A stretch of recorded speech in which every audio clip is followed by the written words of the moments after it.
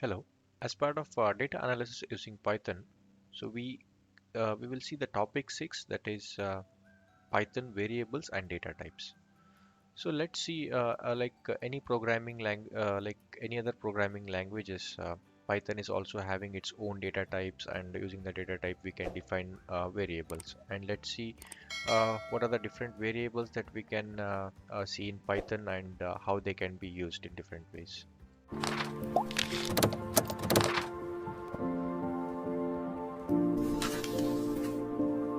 For the practice purpose, as I mentioned, we will be using a Jupyter notebook. If you don't know how to install Jupyter notebook, please check the previous videos in the same Python section. And yeah, so as you can see, in Python, we have different data types, and basically it can be divided into 5 basic data types. That means we can consider integer as a data type, and float as a data type, string as a data type, and boolean as a data type. And also we have a sequence. That means these two are the sequence. One we call it as a dictionary. This is what we call it as a dictionary, and the other one we call it as a tuple. So and the other important most important data type in the Python is dictionary. So we will be using either list and dictionary in the real time projects most of the times. So tuples we'll be using, but it is little rare. But list and dictionary we'll be mostly using very frequently. And yeah, like once we print them, right? We are assigning a variable. So when we say variable in any programming language, so why we are telling it is like the value that we assign to it. It can vary. I mean, we can change it at the later point of time. So it is like algebraic variable, right?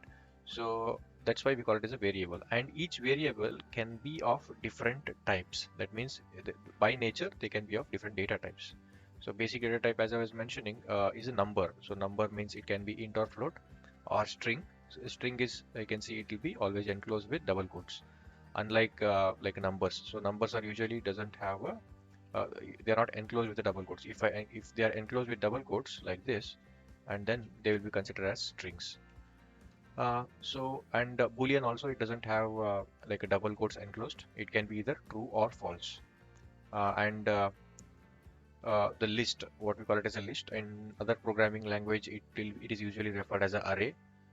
So here we have a list, and unlike other programming famous or popular programming languages, so we usually define a list of a particular type, right? A list of integer value, list of string values, or something like that. But here in Python, we can have a list of a different data type, like a heterogeneous data type. Like one element can be of integer, another can be of string, another one can be of float value, another can be of boolean value. So it can constitute or it can be a combination of different values, different types of values. The list can be, and even tuples also, it can be of different types inside this, similarly to the list. And usually the dictionary, which is as I was mentioning, was the main is one of the main data types in Python. So it will be having a key value pair. It looks like a JSON format, and it will be having a key value pair, and usually this key is enclosed with the double quotes, and value can be enclosed with the double quotes if it is a string, or else it can be just like a number or a boolean data type. And so let's see, once we have the data types, this is, we are defining the data types here. And once we define the data types, so they will be allocated to this particular variables. And once we print the variables, as you can see, once I print the variables, I'm getting the output in this way, right? So whatever I'm declaring here or assigning to these variables, I'm able to see when I do a print of a variable, right? So next, let's see how do you see, suppose if you want to, you don't know what is this particular type, right?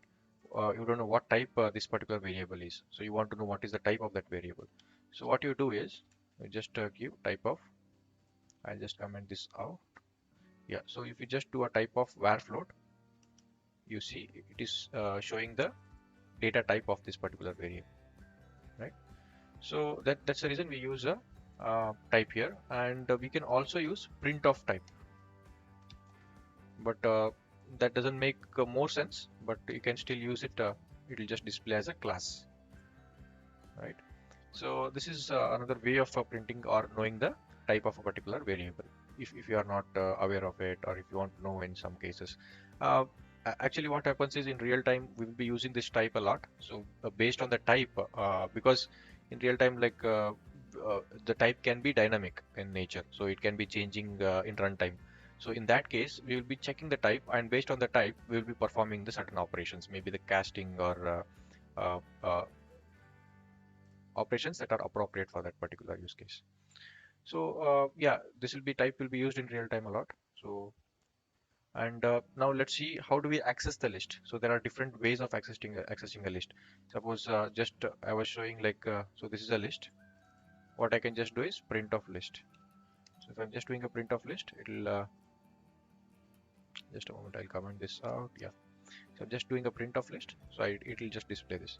But what if I want to access a particular element? So list is nothing but it is a set of elements, right? If I want to access a particular element in this, so in that case, I need to go access like this using index. So it may be 0, 1. So always list index will start from 0. So you can just go like this. And let's see if we give 10, what happens? You will get a index out of range, like any other programming language, because there is no element after so there are only 0 1 2 3 4. You can access only from 0 to 4. So this is about the index, right? And so there are other options also when you're accessing the list. So let's see what are the options. You can use a slice. Slicing is nothing but just you can do like var of list. I'm printing, and here what I do is I can just say I want to get the elements from 0 to 1. So not 0 to 1, from 0 I want to get one element. That means you will get only first element. So if you're telling from 0th element, that means 0th index, you want to get two elements. That means you want to get 0 and 1. So you're getting 0 and 1th element of this particular list. So in the similar way, you can tell like I want to start from second index and get two elements. So you are not getting that because it is out of index. So this will be like upper limit and lower limit, right? So suppose if I want to like do 2 of 2, we won't get any values because like I'm not giving the proper upper and lower limit here. So if I'm just giving 0 of 2, so then I'll get two elements. Starting from 0, I'll get two elements. If I'm giving 8, so I won't get any error. If you observe here, we have only say like 5 elements here. But even though if I'm accessing 8th element, I'm just accessing 8th element, that I'm saying that, so I want to get from 0 I want to get 8 elements. So it is printing whatever the elements which are already present. It is not throwing an error saying that it is out of index or something. So yeah, it is one of the good way of error handling. That means like you can use slicing. So slicing will avoid the out of index or such errors basically. And suppose if I'm giving 1 of 8, so still it works, right? So now what I'll do is I want to know one more option is there, that we can give the third value also, that we call it as step value. So step value is nothing but how many jumps you want to perform when you are reading the element. So let me take this value here so that it will be convenient to display, right?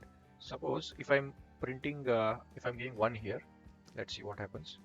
So what step value means, so from it should start from first element, okay, and it should print 5 elements after that and jumping one at a time. It should go till fifth element and jumping one at a time. So if suppose if I give two jump at a time, that means it is starting from first element and jumping 2 times. So it is printing jumping 2 steps. So it is printing 1. After that it will script hello and it will print false, and it is skipping this one. Suppose if I give 3, it is giving 1, and there is a 3 step, right? After this it will count 2. This is 1 2 3. It is skipping these 2 and printing 5, the third value, third step, that is 5.7. So this is how it the step is used here.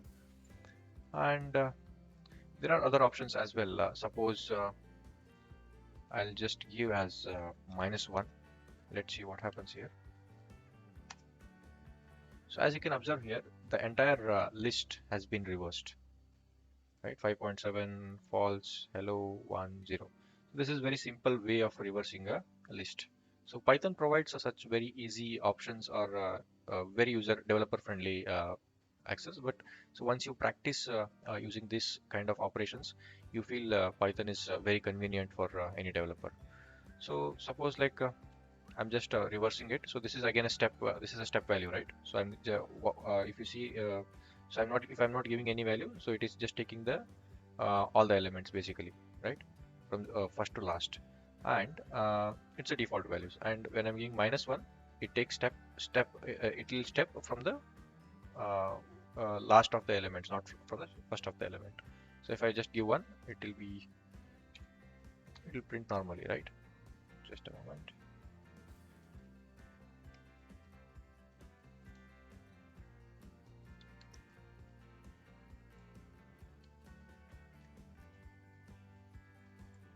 Yeah. So if I'm just giving 1, it will print normally because I'm not telling it to reverse step.